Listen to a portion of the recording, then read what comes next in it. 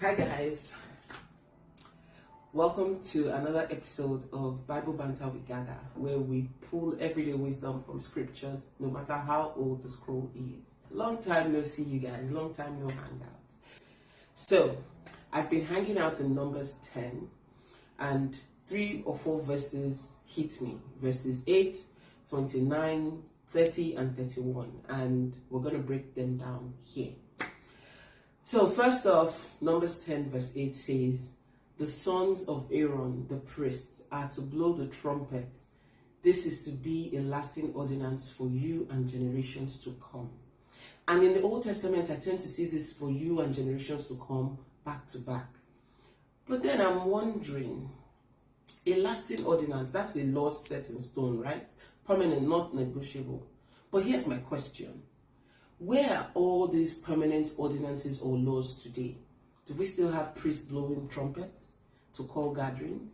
Are we still delivering these ancient signals? Now, before we dismiss it as old covenant, I think it's worth asking, what happened to all the laws that God declared were forever? Did forever expire? Or did we interpret forever through the lens of Jesus? These are just my thoughts, and these are things that I'm wondering, What intrigues me is that God wasn't joking when he said lasting ordinance. So it makes me reflect, what other things has God called permanent that we now treat as optional? Could it be that we've just lost more than rituals? We've lost the rhythm of the sacred things, right?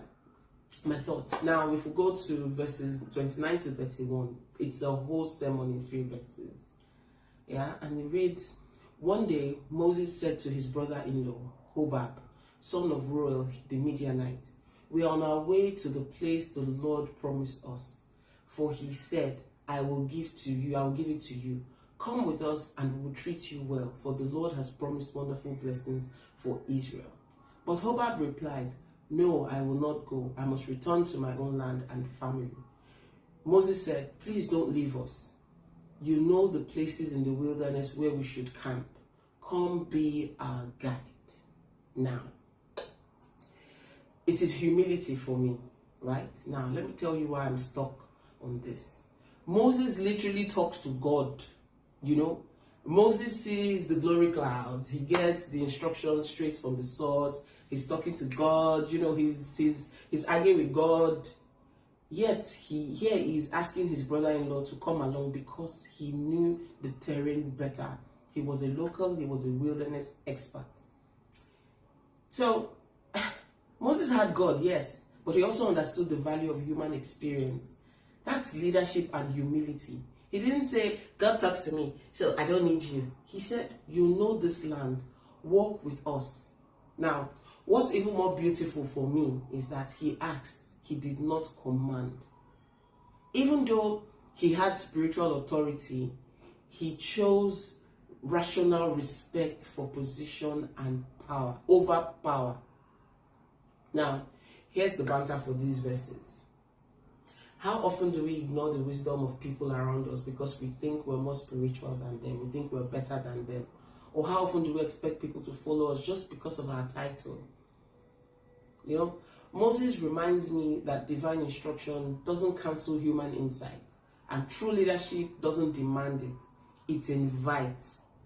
So I'm going to leave you with this. As you go about your week, I want you to have 2 thoughts.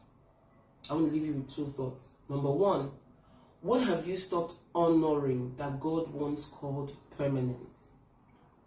Number 2, who is in your circle, or who in your circle has real world insights that you're ignoring because you're hearing from God? Right? So that's it for today's banter. Let's talk about it. Leave your comments, leave your thoughts in the comment section. Tag a friend who needs to hear this, and let's keep the word alive. So enjoy the rest of your week, guys. Bye.